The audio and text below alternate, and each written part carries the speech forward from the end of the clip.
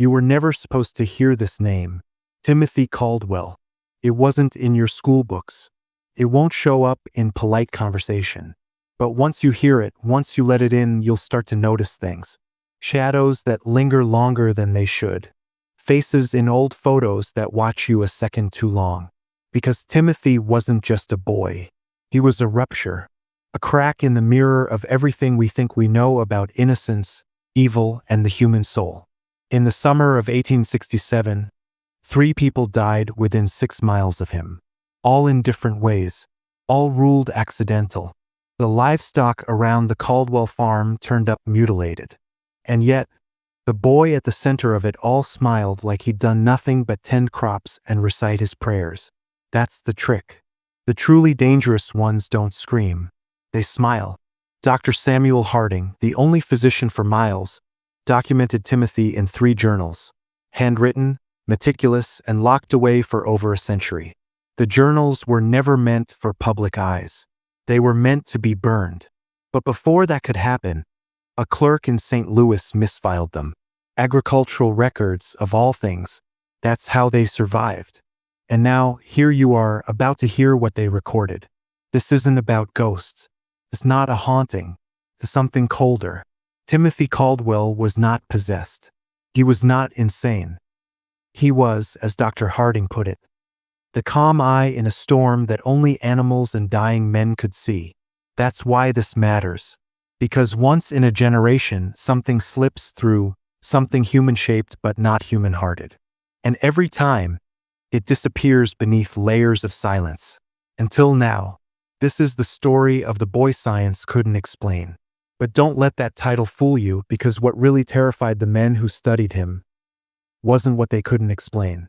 It was what they couldn't admit, that a child can be the perfect vessel, empty, eager, adaptable, and when that child learns how to mimic love, how to feign pain, how to weaponize stillness, what you're left with isn't a person. It's a construct, a shell built to survive, and maybe to serve something far older than the name Caldwell. Let's begin. Timothy arrived at the Caldwell farm in the spring of 1866. 8 years old. Blonde hair kept short to ward off lice. Blue eyes that, according to neighbor Eleanor Patterson, looked like they belonged to an animal taught how to blink. He came with nothing but a cloth bag and a silence that unnerved even the hard-hearted. His Uncle Thomas, a man beaten hollow by war and debt, took him in out of necessity, not love. His wife Sarah, barren and bitter, didn't want him at all. They gave him a cot in the corner of the loft and a shovel in the morning. He never complained, never cried, never laughed. But what first stirred suspicion wasn't his silence. It was his efficiency. He rose before sunrise, tended to the animals, dug post holes, split firewood, never asked for food, never asked for help. Mrs. Patterson called him a little machine, but that's not what scared her. It was the chickens. Every time Timothy approached the Patterson property, their hens shrieked and scattered, clustered in corners, eyes wide and wings twitching like they'd been shocked. Dogs cowered. Horses kicked at their stalls. The animals knew. They always know. Then came Mary Fletcher, 5 years old, bright laugh, loved to chase dragonflies barefoot along Willow Creek. One evening, she didn't come home. The town searched until dark. And then Timothy arrived, clothes wet, voice calm. "I found Mary by the creek," he told her mother. "She's not breathing." Mary was face down in water barely a foot deep. Harding was summoned. He noted how Timothy described the scene with uncanny detail. The color of the water, the position of Mary's arms, the branch that caught her dress. "Far too precise," he wrote. Not the words of a shocked child, but of a chronicler. At the funeral, Timothy sat motionless, head bowed, hands folded. But when Mary's mother collapsed in tears, Eleanor Patterson saw his face. Still, not blank, watchful, as if he wasn't mourning, as if he was studying, understanding which behaviors evoked which reactions, learning the shapes of grief like a child learning a new language.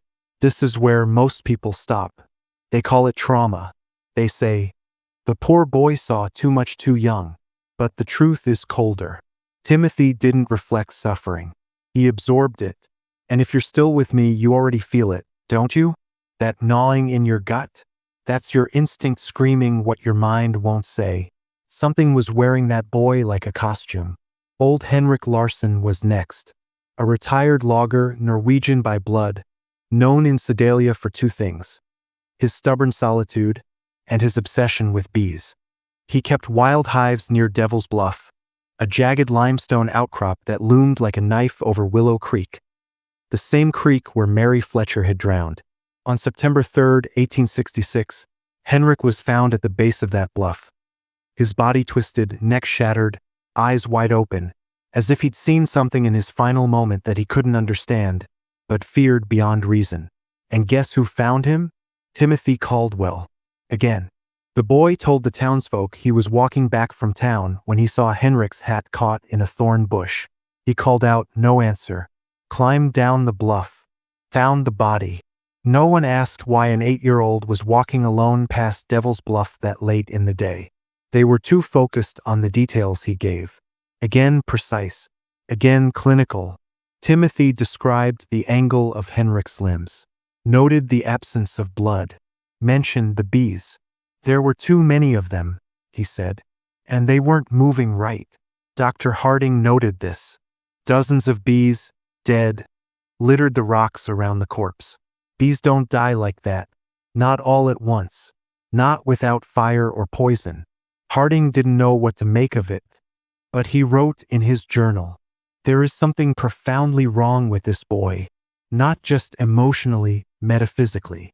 But Timothy didn't cry. He didn't panic. He didn't even flinch when Henrik's crushed body was dragged from the bluff. He just watched. Some of the men muttered that it was bad luck. 2 deaths in as many months, both discovered by the same child. But the town preacher called it a blessing. The boy has a gift, he said. The Lord places him where he's needed. No one considered that it wasn't coincidence. It was proximity. Timothy wasn't near the deaths. He was the fulcrum. Where he stood, things collapsed. Where he walked, things died. Not with fire, not with screams, but with a silence so pure. It was surgical. But here's where it begins to shift, because this wasn't just about tragedy anymore. Harding began asking questions about Timothy's past, and what he found wasn't a gap. It was a void. No baptismal record. No doctor's note. No census trail. As if Timothy Caldwell had appeared out of nowhere, already perfectly formed. Like a mold had been broken, and something else poured in. By October, even the skeptics started to whisper. 3 deaths, all unconnected on the surface. But one common denominator kept rising like a splinter under the skin. Timothy. No accusations. No evidence. But the way people looked at him began to change. Not with hatred, worse. With fear cloaked in politeness.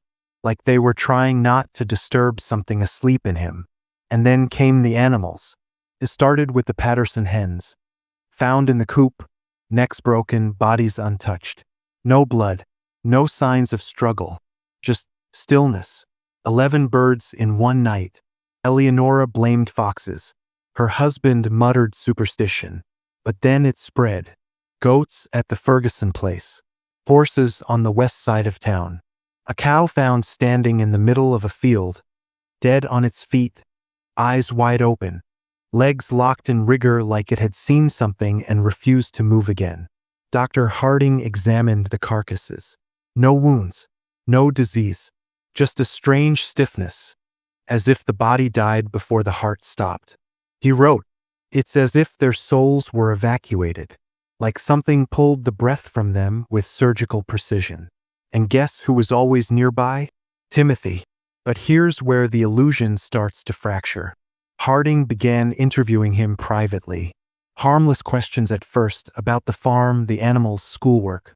Timothy answered everything with robotic politeness. Yes, sir. No, sir. I don't rightly know, sir. But then Harding asked about Mary. And Timothy said something that didn't belong in the mouth of a child. He said, "Some things go quiet before they go missing. It's like the hush before snow." Harding froze. That phrasing, it wasn't mimicry. It wasn't something a farmhand's nephew would say.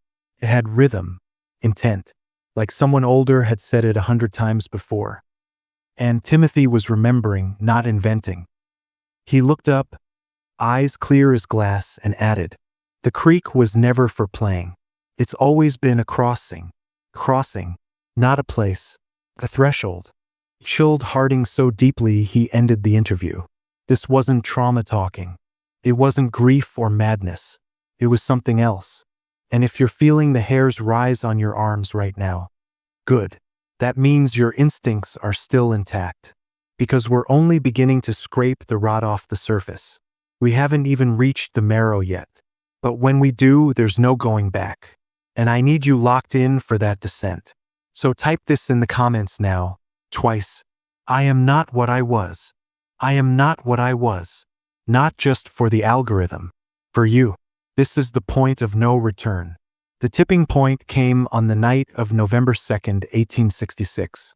A storm had rolled in over Sedalia, loud and angry, dragging the wind behind it like chains. Trees snapped. Windows shook. The kind of night where people double-check the locks and pray the roof holds. At the Caldwell farm, Thomas and Sarah had already gone to bed when they heard the barn door slam open. Thomas grabbed his rifle, stepped outside. What he saw was wrong. Every animal in the barn, cows, pigs, even the draft horse, was huddled in the farthest corner, wide-eyed, frothing, not from fear, from terror. The air was thick, electric, not like lightning, like something watching. Thomas raised his lantern and saw Timothy, standing barefoot in the middle of the barn, shirtless. Mud streaked across his chest in patterns that looked almost deliberate, ritualistic. He was staring up at the rafters, whispering something, but there was no one there. When Thomas called out, Timothy turned and smiled. Not the polite, dead-eyed smile he gave to townsfolk. This was different.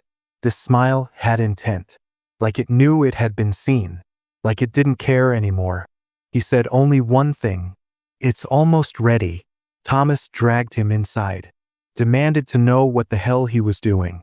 But Timothy said nothing, just stood there, dripping rainwater, eyes unblinking. Sarah, trembling, tried to scrub the mud off his chest, but it wouldn't come clean. Not fully, because it wasn't just dirt.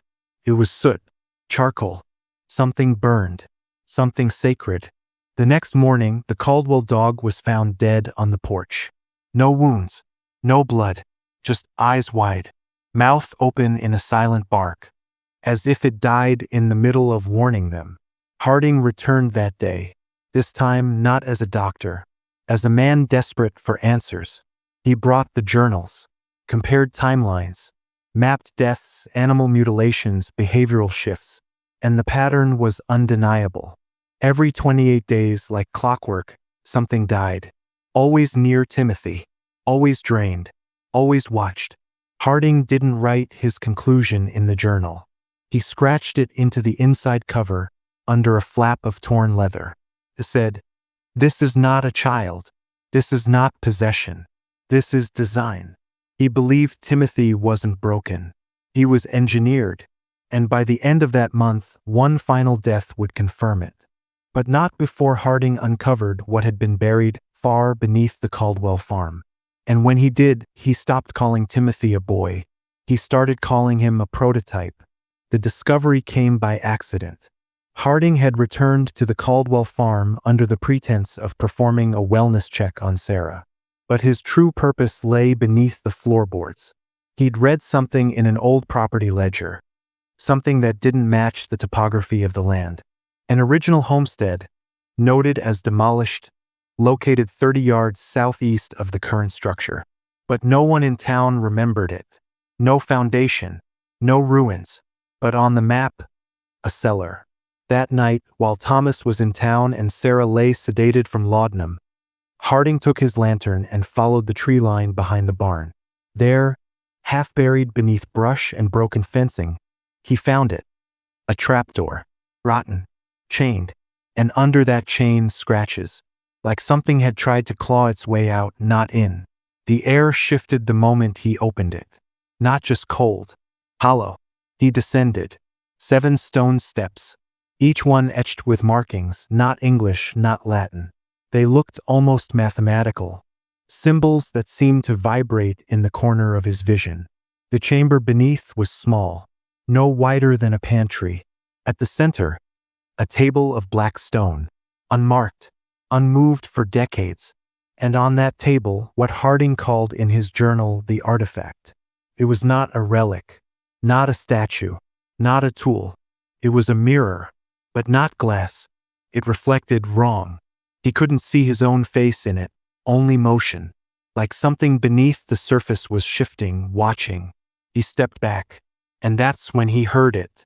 Above him, footsteps, small, bare, moving in slow, deliberate circles above the trapdoor.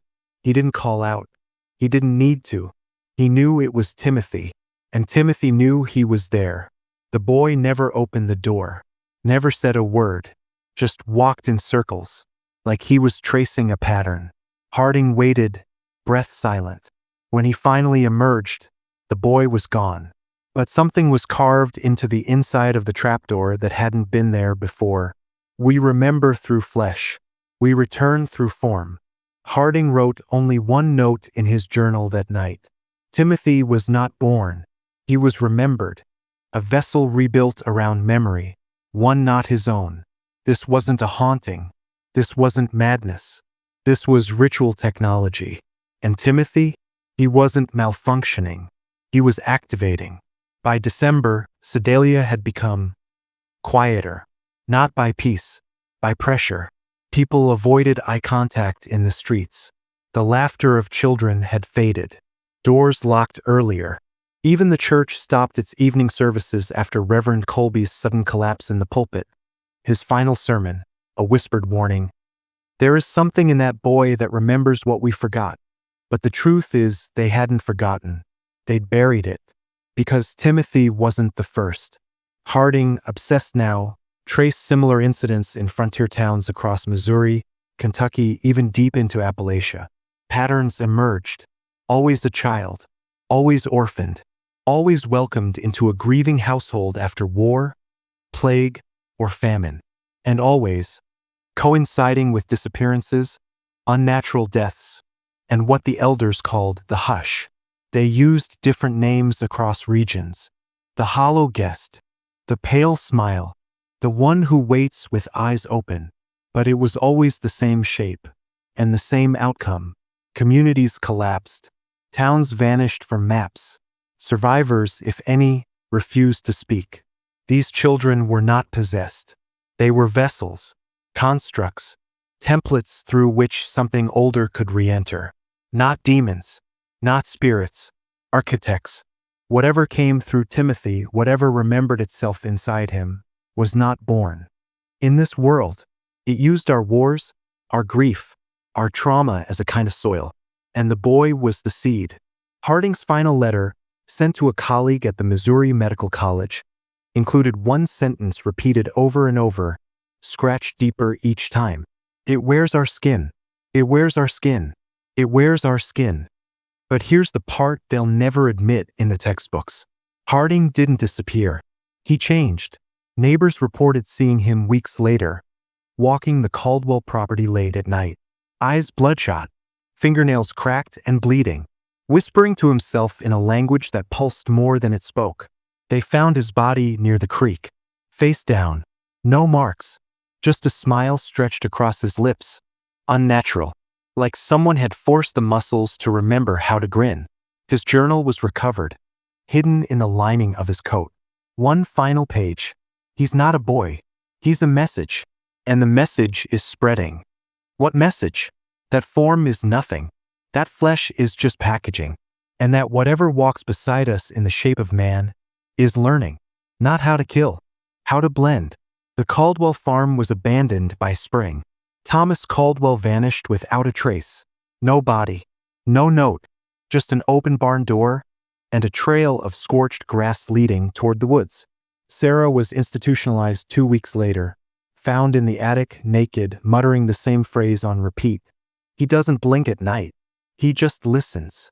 No one dared claim the land after that. But Timothy, he didn't vanish. He moved. A widow in Chillicothe took him in. Then a preacher in Jackson County. Then an orphanage in Independence. Each time he arrived with perfect manners. Each time, the deaths resumed. Always spaced. Always quiet. Always forgotten. Harding's notes, smuggled out of the asylum by a former student, chart the pattern like an infection. Timothy wasn't traveling. He was spreading. Different names. Same eyes. Same stillness. Same hunger. By the early 1870s, his trail disappeared entirely, but the killings didn't. They just shifted shape, became institutional, sanitized, hidden behind closed hospital doors, mental wards, child reform homes. Men like Harding tried to warn the public, but they were labeled mad, discredited, buried, because the real infection wasn't Timothy. It was the idea that something non-human could wear our grief, our loss, our children as a mask. And if that thought infects enough minds, it collapses everything. Government, faith, self. So they sealed it, scrubbed the records, declared the journals forgeries. Hysteria, they said. Post-war trauma. But here's what they didn't account for. Memory embedded in blood. Because Timothy wasn't the end. He was the first. The prototype for a system we're still living under, a quiet control built not with wires or guns, but presence. Think about it. What better agent of influence than a child? One who appears broken, gentle, pitiable, who asks nothing but watches everything. And what if that child grows up? What if it's not just about death? What if it's about infiltration? You've seen it, haven't you? In those dead-eyed stares on evening news. In the smiles that don't match the words. In the bureaucrats who move like shadows in suits. You think those are people? Some are. But some are refinements, upgrades. And if you've been feeling different lately, more disconnected, more watched, more observed, you might not be sick. You might be seen. Because the message hasn't stopped. It's whispering still. Waiting for someone who remembers it in their bones. Someone like you. You feel it now, don't you? That hollow tug in your stomach. That breath you didn't realize you were holding. That sense that someone or something is standing just outside your periphery. Watching. Not with malice, but with curiosity. Because here's the truth most men will spend their lives running from. This world is not governed by what is seen, but by what is remembered. And Timothy Caldwell was not an anomaly. He was a calibration, a prototype to measure how much darkness a community would tolerate if it came in the shape of a child. A test of how easily men can be broken not with violence, but with design, with presence, with order. He was a mirror held up to Sedalia, and Sedalia shattered. But they didn't learn their lesson, because once that mirror cracked, others followed. By 1883, reports surfaced from rural Illinois of another silent boy adopted into a grieving family. Same pattern, same stillness. By 1891, eastern Tennessee, then Kansas, then New Mexico, and always after war, famine, or plague, when the people were most vulnerable. Tell me, do you really think it's a coincidence that chaos is always followed by a savior in small form? They don't just study trauma. They ride it, like a current, like a wave. And with each iteration, they become harder to detect. Less child, more chameleon. Less prototype, more integration. Until they reach critical mass. Until the infection no longer needs a name or a face. Just a feeling that something in the room with you is not quite right. That the person across the table is mimicking emotion. That the child looking back at you is learning how to wear you. This isn't paranoia. It's awareness.